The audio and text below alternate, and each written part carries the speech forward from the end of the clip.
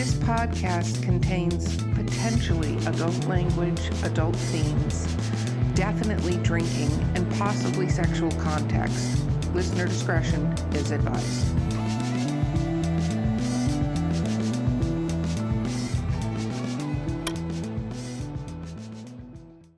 Welcome to Drinking with Authors, the podcast. I am your host, Erica Lance. Today, I'm recording outside because it's beautiful here in North Carolina. My co-host today is the amazing Danielle Orsino. Thank you for being here. And our guest today is Ciesielski. Woo! Woo! Okay. First, our sponsor today is Skunk Brothers Spirits. The coupon code is DWA10. Please check them out. They got a lot of great holiday stuff. Also, don't forget to like and subscribe. You're listening right now, so pick up the phone or whatever device you have and hit like and subscribe because we'd love that. And then if you want to leave us a review, we'd also love that. We like reviews, especially if they're drunk reviews. They make it even better. And if you're an author who wants to be on the show, or you have an author you want on the show, email us at drinkingwithauthors at gmail.com, and we would love to hear from you, unless it's hate mail, and then we don't want it and we'll delete it. Okay, cool. Let's talk about what we're drinking. I am drinking, I find magical things in the back of my fridge all the time.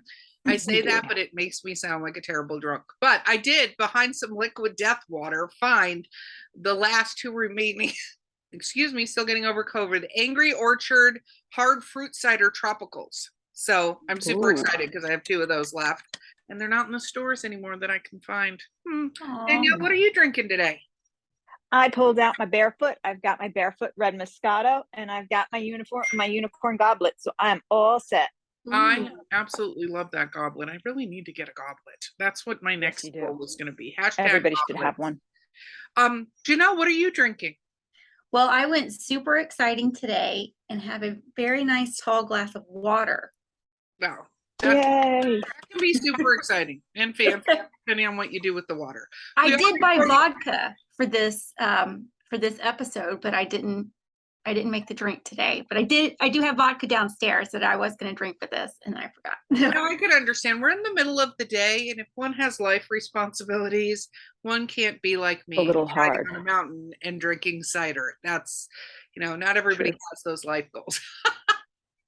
Oh, I'm laughing, but it's true. Okay, Janelle, for our readers out there that don't know you, can you talk about what you write? I write historical fiction with a lot of romance to it. And so far, my books have been published during World War I and World War II. And they have lots of action and adventure and touches of history in them, but also lots of love stories. Very cool. When did you start your writing? When did you just say, I'm going to be a writer? Or were you a writer when you were like 4 and you... Well, I've always been a big reader. And I've always enjoyed writing little stories and stuff, but I didn't get serious about it until I was in college, and I just was getting sick and tired of stories not going how I wanted them to go. So I said, forget it. I'm just going to write my own story, and they're going to do what I want them to do. So college was when I actually sat down and started doing it seriously. Very cool. And what was it, your first book you were writing in college, or did you write something different? I wrote, so I'm obsessed with Scotland. And so my first book was all about Scotland and this whole mess. I mean, that story will never see the light of day because it was just awful. But I think sometimes you have to just get it out of your system, and then learn from those types of mistakes. So that one will probably never get published.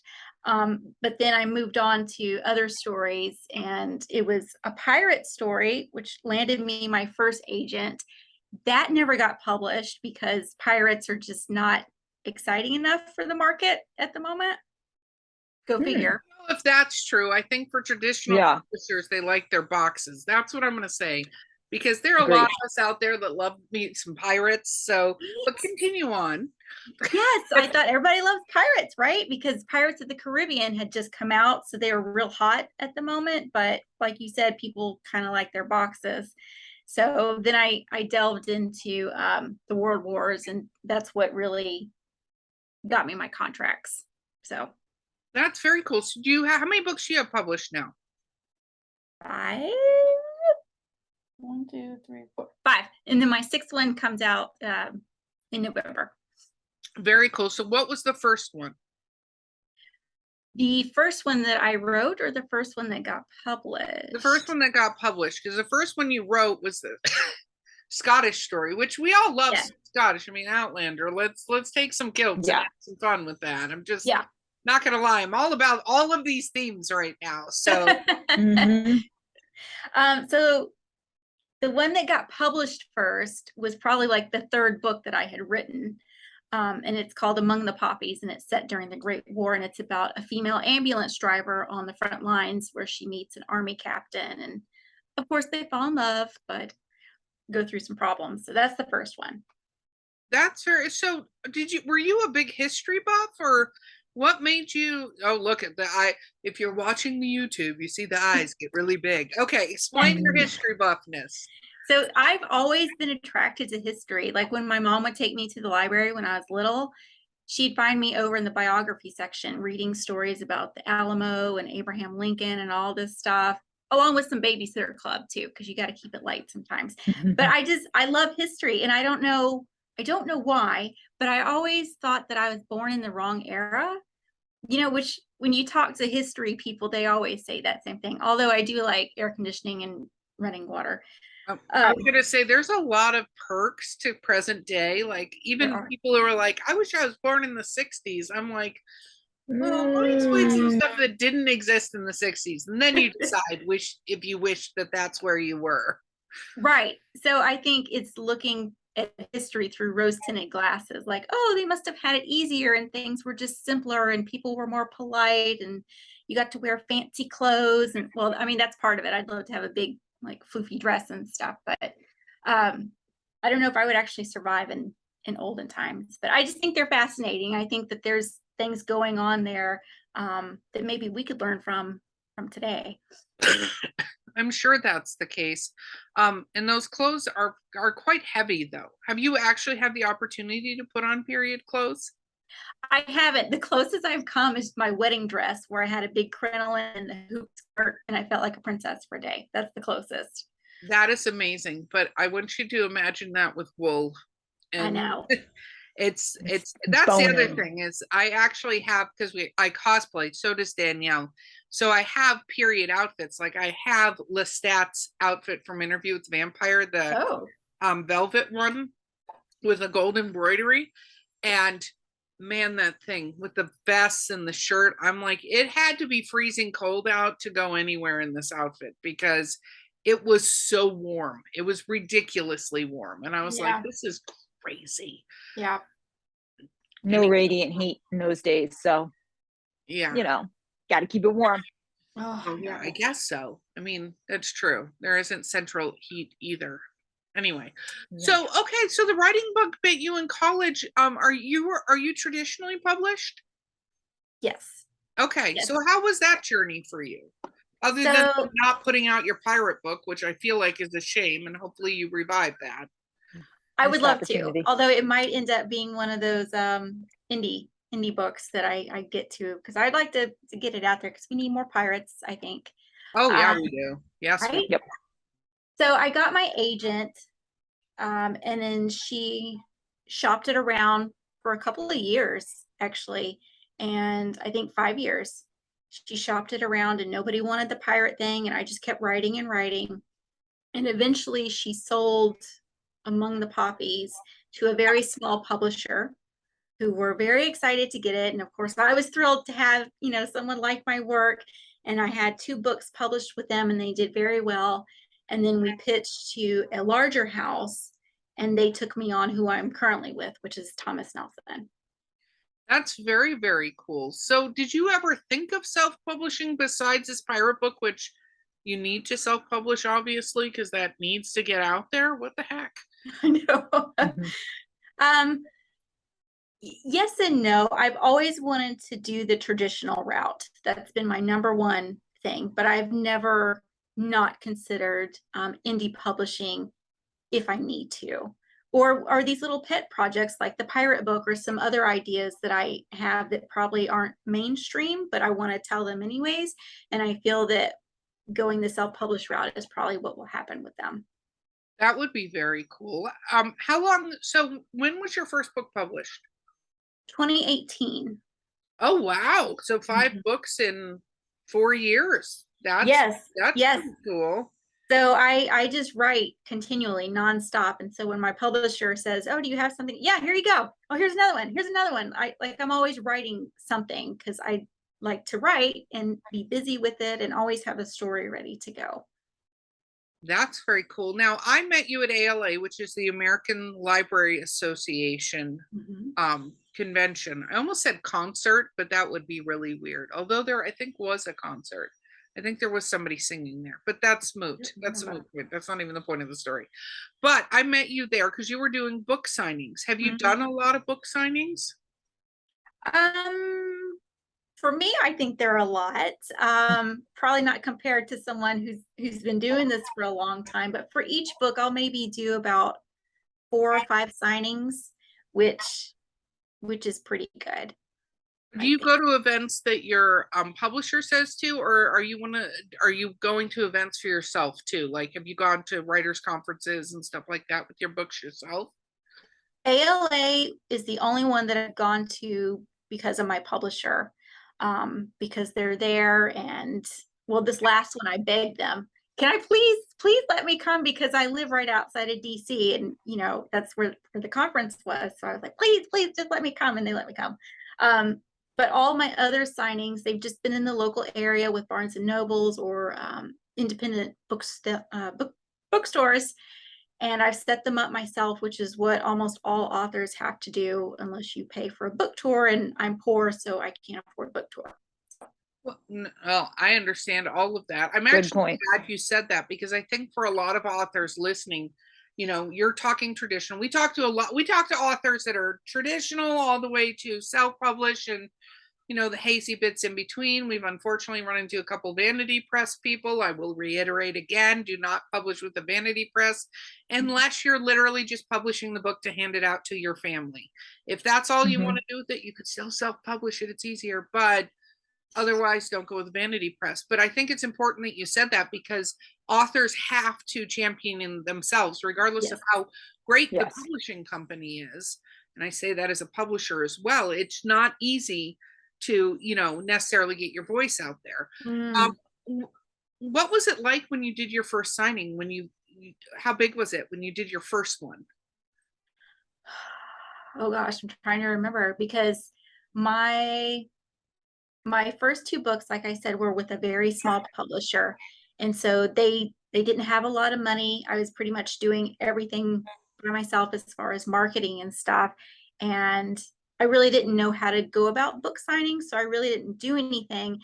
And then COVID hit and nothing happened. So my very first in-person book signing was last summer, I think. And I was a nervous wreck. I think it was at Barnes and Nobles, and I was so nervous and so scared that nobody would show up or like my books or anything. And luckily, people would stop by because they were interested, and that felt really awesome. So I don't really draw big crowds because I'm not a big name. I'm still working my way up the ladder, but I do everything I can to get myself out there because that's what you have to do. No, that's true. What did anybody come up to your booth that had read your other stuff before? Yes, now that I have a couple of books out, a couple of people said, "Oh, I have your thing on the Kindle. It looks really familiar." Like they weren't quite sure, but they're like, I've seen you before. So I'm starting to get a little bit of recognition, which is nice. That's very cool, especially when you get your first fangirl moment. I call it a fangirl, regardless of what the gender is of the human that comes up to you, because there's going to be a moment they're like, "Oh my God, I love your books. They're so great." My favorite character is some obscure character that was just a plot point. By the way, that's going to happen. I don't care who you are as an author, that happens to you. You will have Yes, it does. your character that you wrote just for a plot point, and they'll be like, "Bob's my favorite character in the whole world." And you're like, you literally have to go control find Bob. Right. Who's this person? Yep. Yeah, no, I think that's interesting. And especially when people start asking you about your story, how confident do you feel you remember everything about your story? I say that as somebody who doesn't absolutely remember every little detail. Danielle, do you remember every detail of your stories? Um, I'm pretty good like that. I mean, I also have a cheat sheet. I also have the author index where I've written down all the characters, physical description, who they're related to, and a major thing that's happened and what their personality traits are. I do have that. So if there's something I'm not quite sure of, I can refer back to the author index. But I've had that a couple times where somebody asked me about a character and I was sitting there going, I have them in the book. Like that's a character. And I was really looking like, and I had to literally text my husband. I was like, can you please look up this? And he's like, oh yeah, that's so and so. I'm like, oh, yeah, I did write that. Okay, cool. Yep, we're good. We're good. Keep going. When you get in front of the person, you got to just go, oh yeah, no, yeah, one of my favorites, one of my favorites. Or what did you like best about that? I'm just curious, because then maybe you say something that you go, oh yeah, that was the blah, that was Bob. Yep. Okay, cool. Yeah, because you write these stories and it's been 2 years, like you've moved on, so it's hard to remember, and so you have to give some, oh, okay, awesome, moving on. Yeah, no, exactly. That's exactly what happens, which is kind of funny and amazing. So that's cool. What was it like when you first autographed? Because a lot of people, did you decide what your signature was going to look like? Did you practice it? Well, I did think like, how am I going to sign this? But it just ended up being my regular signature, so nothing super fancy. It's just easier. Have you come up with the messages you write in there? So I did. Yeah, something people don't think about a lot when you're going to sign books, but you have to kind of think of a set of like 5 or 6 messages that you write in the book to people, because you don't want to be thinking about it while you're sitting there and doing it. So yeah, I usually ask them, do you want me to put your name in here or do you want just a signature? And then when I first started signing, I would put a message in there that related to that specific book, but I haven't done that lately because sometimes it takes too long to just write an entire sentence. Maybe I should give more thought to that, but no, little tagline. It's tagline. Come up with a couple taglines. I mean, I think the signature is just as great, and it's also funny because I find that when you ask them if they want, do you want me to dedicate this to you? Like, it strikes them as something that they never thought was humanly possible. I don't know if you've had that look from them where they go, oh yeah. Yeah, I have. Which is like, what is your experience that this has never been offered before? Like, why are we at this point? Right. Well, I like to offer because I know some people, myself included, that maybe you want to read it and then give it away. But if it's like signed to Mary, then you can't. You're like, well, now I have to keep it or give it to someone named Mary because it's got a personalization on it. So I think you can pay it forward. I've bought many books off of eBay that have signatures in them dedicated to somebody, and I was like, this is so cute. I hope Carly wanted to give up her book because I have it. It's in my possession now. Danielle, did you have a good, as I start my COVID cough again, did you have any questions before we go to break? I was wondering about the research involved. If you're already a history buff, how deep do you dive when it comes to the books or the plot? Like, do you go and look up, I don't know, mannerisms from that decade, or do you do anything like that? Yes. So because I love history so much, I have read quite a bit about it. When I was first starting, I needed to read a lot more. Especially when you're diving into one of the world wars, you really have to know what was going on at the time, the language that was used, what was happening politically, socially, all these things, because they're all involved in the war. But now that I've been doing this for a little while, I don't have to do it as deeply because I've established a good foundation of it. That being said, my last book, which was called The Ice Swan, it was about a Russian princess who is fleeing the Bolsheviks, and she meets with a cardiologist. Well, I have no idea what cardiology is other than it's like heart stuff. So I had to go and research cardiology for it. So there are things that I do have to go and deep dive into that are specific to each story. but it's my favorite part of the writing process because it seems all history people just love research. And then we sometimes forget, oh yeah, I have to go and read the book or write the book now, get off the research part of it. How long do you research? Like your first book for World War, how much time did you spend researching? Months. I'll spend months, and then I'll do it even as I'm writing because always something comes up that I'll need to learn more about, and I just like learning things. So I'm always researching and in between books, but usually for when I focus on a specific book, it'll take me a couple of months to get all of my information that I want to use. Oh, wow. That's very cool. Okay. Well, we're going to take a quick break. We will be right back with Drinking with Authors. Sample locally sourced, quality distilled spirits in the beautiful Columbia River Gorge. At Skunk Brothers Distillery, we're family owned, brewing small batch grain to bottle spirits, just like our grandfather did back in the Prohibition era. From handcrafted bourbons and moonshine to flavored blends and cordials infused with local fruit. Join us for a tasting tour and buy Skunk Brothers spirits straight from the source. It's all in the family at Skunk Brothers Spirits, located in Stevenson, Washington. Okay, we are back. So, history, well, what did you study in college? Let's ask that because you started writing in college. What did you go to college for, though? I was a biology major at first, and then that got a little difficult. So I switched over to nutrition, and I decided I don't like eating lettuce all the time. So then I switched over to psychology, which is what I got a bachelor's in, and I loved it.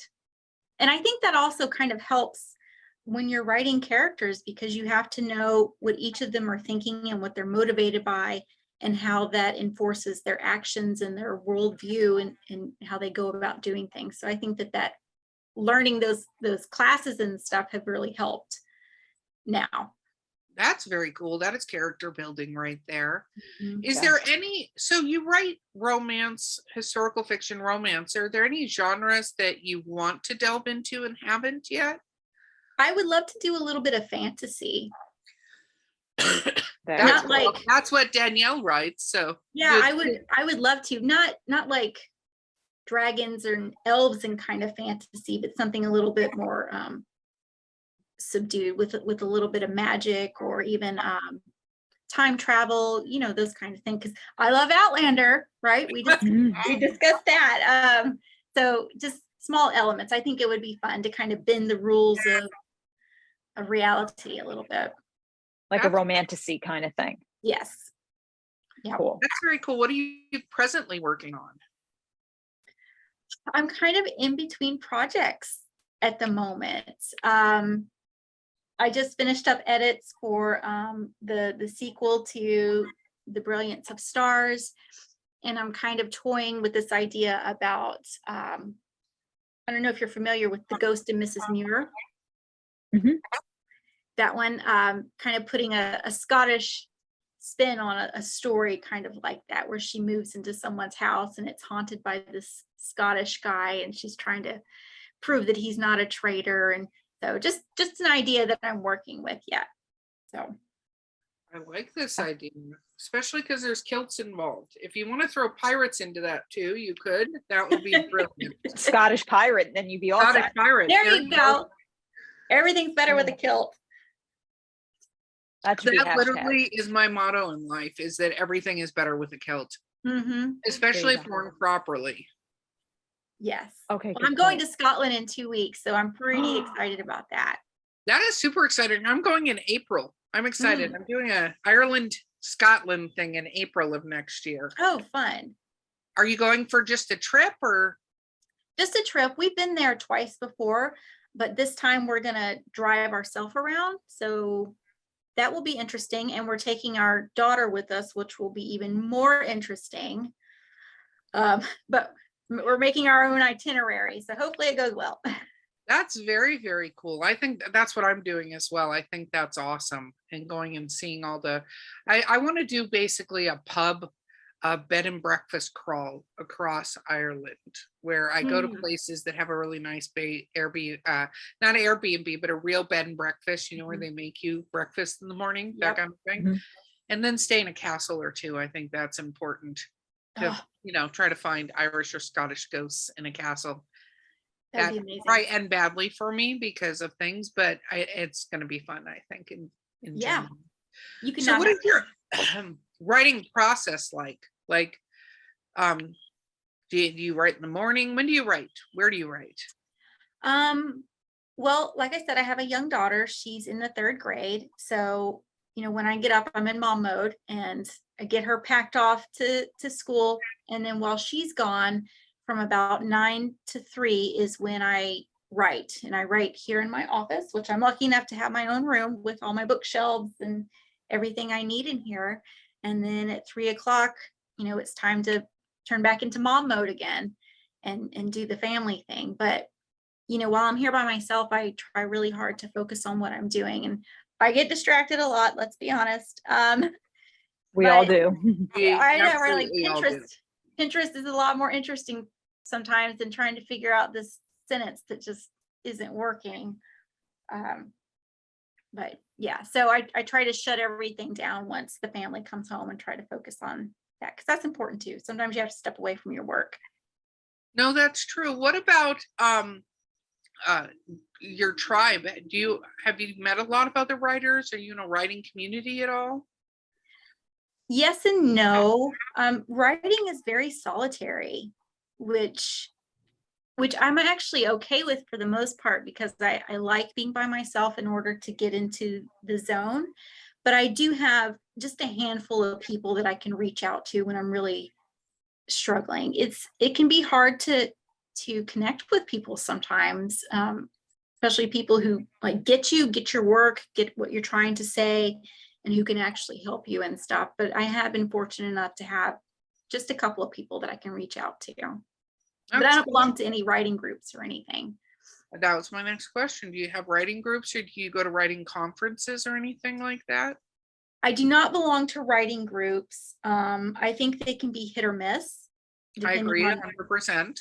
Depending on the type of people who are in there. I've heard of a lot of bad things where you get one person who kind of dominates. And so in that respect, I don't think I really want to join one, but I do want to start going to writing conferences. I haven't been able to. I'd like to go to the historical novel one that's coming up next summer in San Antonio. Well, that's very cool. Very cool. When you've reached out to the bookstores and stuff, have you thought about going to any like conventions that focus on, say, World War I or World War II with your books? I don't know if they have conferences for books just related to. No, they don't have them just for books, but like a friend of mine he writes for the Tin Foil Hat Crowd. He's a co-host sometimes, Mark Muncy, and he's right up now in the Mothman the Mothman. That's right. West Virginia. Conference, carnival, what, the convention? I think it's the Mothman conference. I think it's the actual, I think they call it a conference. Yeah. Yes.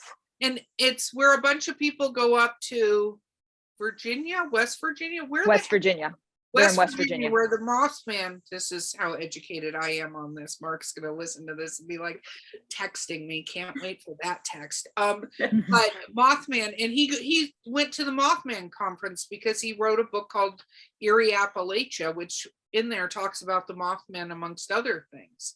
Have you ever thought about taking your books to some of the places? Because for all these people that do these wonderful reenactments and stuff like that, there are the wives of those people that tend to do the reenactments.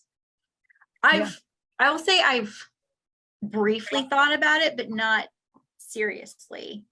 I feel like I'm still trying to get my ducks in a row with like the local bookstores before I start reaching out to those kinds of events. But I see booksellers all the time.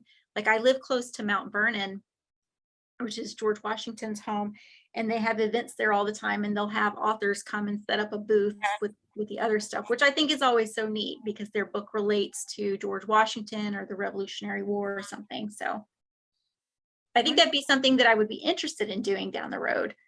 It could be a fun idea. What about reviews? What was it like do you read your reviews? Yes and no.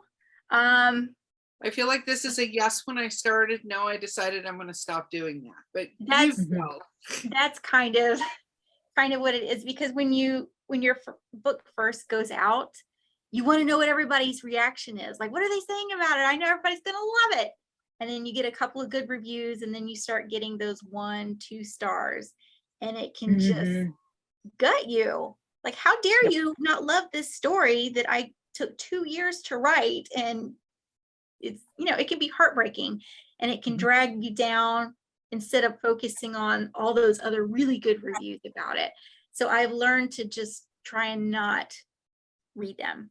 My husband will read them, and then he'll make sure to tell me just the good ones. So that way I know people still like it. I think that's very sweet of him, but reviews are not actually for you. Right. They're, and anybody it's interesting can write a review about anything, even if they bought a book and they didn't like the book and it's not their book. But we tend to see more negative reviews than positive reviews. Yeah. So you always got to take that grain of salt and go, that wasn't the book for that person. That's unless they're like, hi, you keep changing tenses throughout this book, it's hard to track. Then you go, okay, maybe I have something that I need to look at. Yep. But hopefully you have a good editor who helps catch all those things. Yes. And we do need good editors to catch those things. Danielle? I was thinking with the reviews, I remember Jason Bateman once made a comment about a movie he was in, and everybody was complaining that it didn't do well. It was something about funerals. I think Jane Fonda was in it. And this is where you leave us. Yes. He was talking about that story. He was talking to the director, and the director was saying it, like, he was supposed to go out and make this big speech about the movie. The box office numbers had already come in, and he was seeing some reviews and they weren't positive. And Bateman said to him, he goes, just remember, he said, for all the negative stuff, he said, one person is saying, this is my favorite. And he, he's saying movie at the time. And he's like, and that should be all you need. And the director, when they were interviewing, he said, that really stuck with me. So I think reviews are like that. For all the negative, you have to remember somewhere somebody is holding your book saying, this is my favorite. This was so good. And it tends to wash away some of the negative, or at least make it more palatable. I don't know if you found that, Janelle. Yes, I had, because sometimes I will stumble across those reviews who say, this is the best book I've ever read. I love these characters. And it means the world to you as a writer for someone to connect to your story and to get the message that you were trying to say in it. And like, it made a difference to this one person. And that is such an amazing feeling. But sometimes you do have to wade through a lot of the bad stuff to get to it. But you're right, we should focus more on the good stuff. I think it's just in human nature to, let the bad stuff get to us, which is, it's hard to overcome. But well, one thing I always recommend, and I've said this on the podcast before, go find one of your favorite, very, very popular books, like a book you absolutely loved. And like, we make reference to like the Harry Potter books or the Hunger Games, but go look up one of those and click on the 1-star reviews. They're there no matter who you are. Yep, absolutely. You're always going to get them. You're going to get them no matter what. It's just, does the positivity and the feedback you're getting from your audience outweigh that? Absolutely. And that's what you have to look at, because reviews, again, are not for authors in general. They're for other readers. Absolutely. Most readers, it's interesting is that I find that some readers read reviews, but a lot of them, I don't think they do. I think they look at the overall plot thing. And only if it's something like the book's only got 1-star reviews, then you might go, wait a minute, why does this book only have 1-star reviews? But if they're mixed, I think people go, okay, cool, I want to see what this is about. Yeah. How much control have you had over your covers being traditionally published? I've been very fortunate in that I've been asked my opinion and what it is that I want to see. They give me a sheet that I fill out with all the information, like what the story is about, what time frame it is, what the characters look like, what's the feel I'm going for. And then they'll come with a couple of mock-ups, and I can choose like the ones that I like, and they take into consideration my thoughts and opinions, which has been fantastic. But at the end of the day, it's not only my decision. The whole team has to sign off on it, especially the sales team, because they're the ones who are going to be promoting this book, and they have to like the cover, and they have to be able to say, yes, this is going to stand out on the shelf. I've heard a lot of authors say they have no say whatsoever in their cover. So I feel very fortunate that they do ask my opinion, and even though I can feel strongly about something, I have to understand when they want to change something or say, no, this is actually what we're going to do, because I know they're trying to do the best thing for the book. Yeah, no, and I can tell you from a publisher side is that sometimes authors have these great ideas for their books that don't. The book, people say never judge a book by its cover. That's bullshit. People always judge a book by its cover, and they know whether or not by looking at the cover if it's a genre they read. Like, so if your cover does not look like the genre at all, and I'm not saying they shall be carbon copies, but if you look at like most horror novels have some dark element on the background, and it's not like you see the monster always. Like, that's not the thing, right? It's a dark, shadowy, or water, if water is involved, and there's some dark shape floating in the water. And like, it's not very like, this is exactly a horror. Like, you don't see a dead body on the ground covered in blood with a Freddy Krueger over it, generally, because that's not a horror book.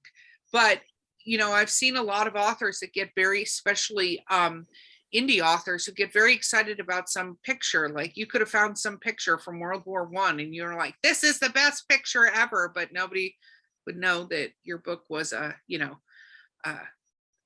say for instance Paranormal Romance, because you're like, this is the best picture, and it was from World War I. Like, people would go, no, that doesn't work that way. What about your writing? Have you found that you have any sort of Achilles heels or things that you do that your editor is like, stop doing this?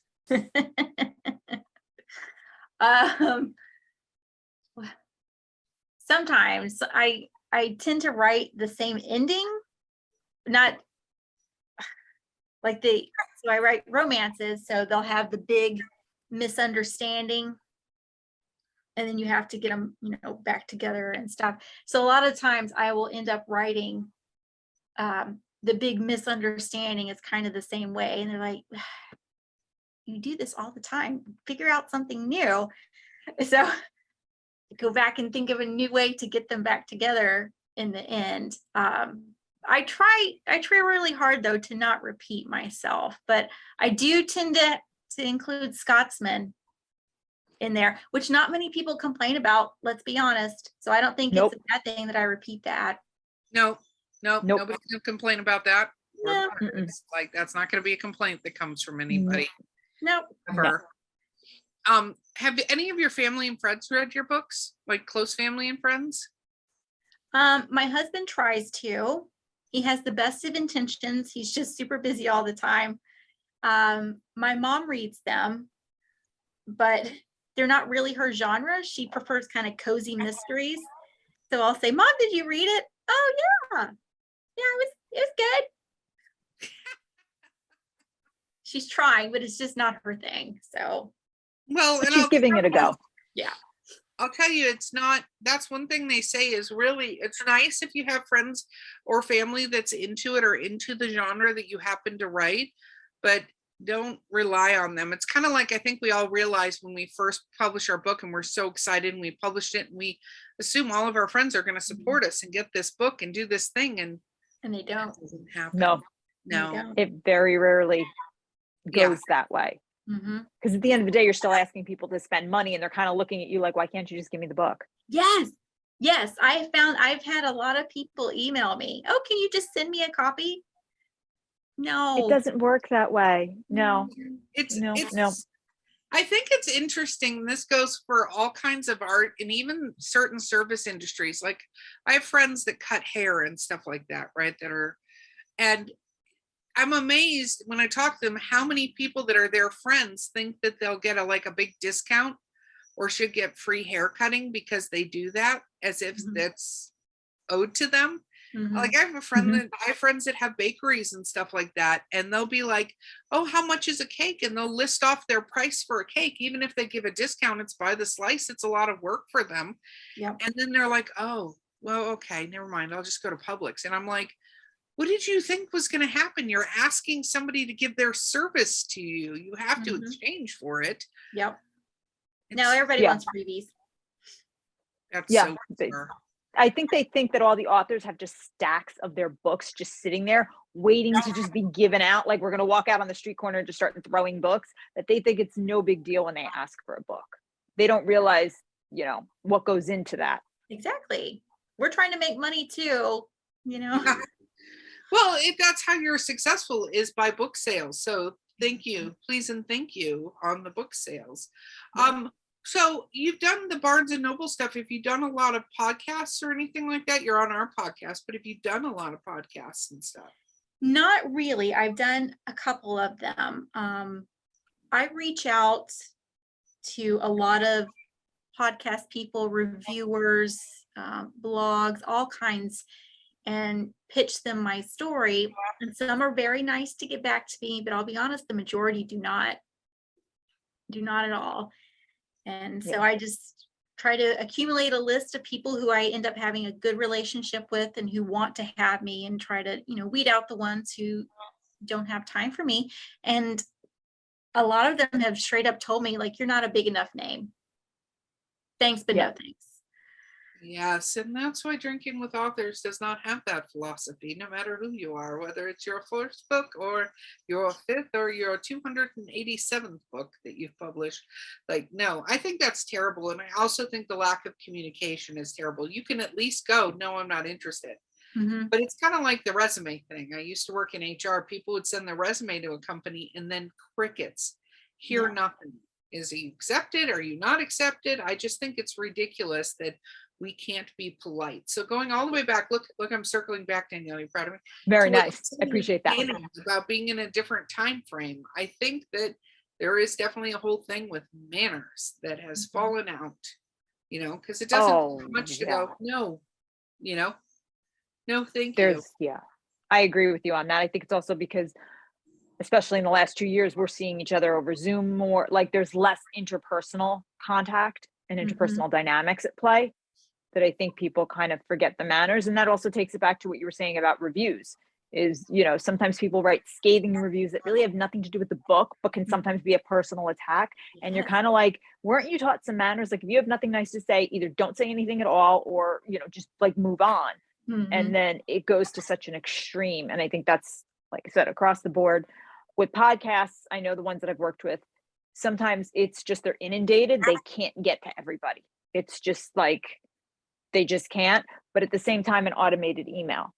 Yeah. Thank you for your interest. If we want you, we'll get back to you. If not, please understand we have X amount of entries a day or whatever. So at least you feel like there's some closure. Yes, exactly. Instead of, replying like a month later, like, hey, I don't know if you got my email, just wanted to touch base. And then it's because you're trying to get your name out there. And if nobody is willing to give you a chance, how are you going to get your name out there? Right. No, and everybody starts somewhere. That's right. Even that podcast, it's like, you're not big enough. Well, where were you when you weren't the big podcast? And how were you getting authors? At that point, it's like we all kind of need each other. Yeah. So it's hard to hear, oh, you're not big enough yet. It's like, okay, well, when I am, I ain't coming back here anyway. Right? Exactly. Yeah. I mean, don't burn bridges. For me to be on your podcast, then I'm going to be like, hard pass. Thank you. Thank you. You're not big enough for me. So you said you were a really avid reader. Are you still an avid reader? I try to be. Yes, because I don't think you can be a good writer if you're not reading books. And I kind of like what I like when it comes to books. I've tried reading different things and I'm like, it just doesn't do it for me. So I kind of found what I like, and I tend to stick to certain things. Like right now I'm reading The League of Gentlewoman Witches. I can't remember the name of it. India Holton. It's her newest one though. It's like a Regency, but with magic and witches and pirates. There you go. Our thing. I think everybody, a little bit of bullshit on your pirate book. I really do think you should get that out there. I know. But so you read books not only for entertainment and to kind of just get away for a while, but as a writer, you're absorbing all of this information that they're passing, and just techniques and possibilities, and not that you're going to, use it, but it inspires you and it hopefully makes your own work that much better. That's true. Do you leave reviews? I do. And now that I am on the other side of reviews, I try to be careful about how I do them. I won't leave a review if it's a 1-star, or if I didn't finish it, I won't even bother. But if I did not care for the book, I will explain why I didn't care for the book and not make it a personal attack on the author. I'll try to keep it about the book and explain this just wasn't my cup of tea. Maybe someone else will like it. Here's why I did not. Yeah, because I'm a reader, so I should be able to leave reviews. No, I think you should. I always think it's interesting when I ask authors that, and I'm like, do you leave reviews? And they're like, no, not really. And I'm like, you want reviews, but you're not leaving reviews. There's like a karma thing involved with that situation. And I do understand if it's going to be less than 3 stars, maybe don't leave the review. Or I actually do tell people, if it's not your cup of tea, don't leave a review, because you're not the audience for that book. Right. Now, if you thought you were because of what it said, then maybe you leave a review going, you know, it talked about pirates and there wasn't a single pirate in the book. So, Right. stars, you know, like, but I think it definitely, if it's not your cup of tea, you should never leave a review. It's silliness. Okay, Danielle, I'm going to give you the final question before shameless self-promotion time. I was going to ask, are you an outliner? Eric, is that a plotter or a pantser? You know, I get these terms confused all the time. It's plotter, pantser, and then there's chaotician, which we've discovered some authors are. And What is that? Yeah. It's so there's a lot of authors that write in pieces of their book and then kind of puzzle pieces. Diana Gabaldon does that. Yeah, they put them together. So Danielle does that. A lot of my co-hosts do that. They put them together. I am like a classic pantser. Like I maybe have a couple bullet points, but I will just sit down and write. I don't do a lot. Sometimes I write down the character descriptions from one book, but how I do it is I go back and I listen or read my books and then go, okay, now I remember what they look like. So I don't change what they look like from book to book, but There you go. but I don't have a lot of historical stuff in there. So like I'm right now writing my serial killer series book, and there's some police procedures, and I've got little notes in my manuscript saying, look up this police procedure, look up this police procedure, because I don't know those particular procedures. But other than that, if you do searching on my thing, it's how long does it take a body to decompose in this temperature outside? Like, it's terrible. And I've made many people know to, if I get arrested, to show up so they can explain why I look like I'm a serial killer. Clear the browser history. Yeah, my browser history is in terrible shape. I'm sure I'm already flagged by the FBI. It's fine. But what about you? That gives me anxiety just hearing that. I am a complete plotter. I'm very organized. Like I get upset if I go to the grocery store without my list with me. I need everything worked out. Now that's not to say that I don't allow for wiggle room or for like, oh, that's kind of interesting, maybe I'll do this. But for the most part, I know where I'm going and how I want it to end because I like direction. I know where I want all my stories to end. It's just the in-between gets very hazy.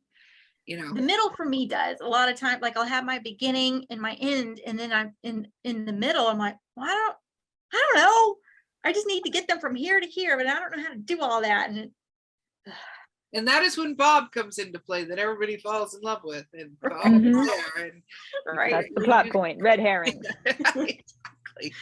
Okay, you know, will you please do shameless self-promotion? Where can people find your books and you on social media and stuff like that? So my books are at Amazon, Barnes and Nobles. They were at Target. If you would like a signed copy of my new book coming out, there's One More Page Books in Arlington, Virginia, where I signed them.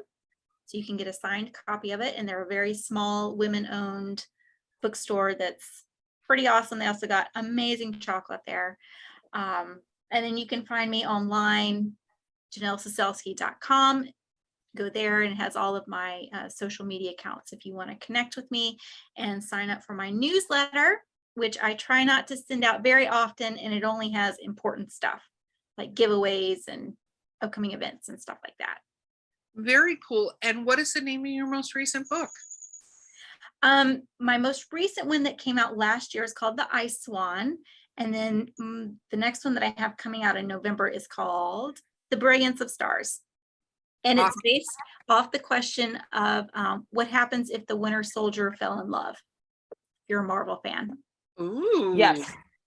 Yes. Yes. And Bucky fans. There are so many Bucky fans out there. Mhm. Well done with that. Mhm. See, Pirates, Scotsman, and Bucky. Like, you're doing great. You're hitting it out of the park there with this stuff. I love it. No, thank you so much for being on the podcast. We really appreciate you being here. Well, thank you for having me. It was fun. Absolutely. Okay, guys, this has been Drinking with Authors. I have been your host, Erica Lance. Our sponsor has been Skunk Brothers Spirits, coupon code DWA10. If you're listening, don't forget to hit like and subscribe if you haven't already done that. And of course, you can leave us a review now that you've been drinking along with us. The review is going to be fantastic. We can't wait to hear it. My co-host has been the amazing Danielle Orsino, and we will see you guys next time.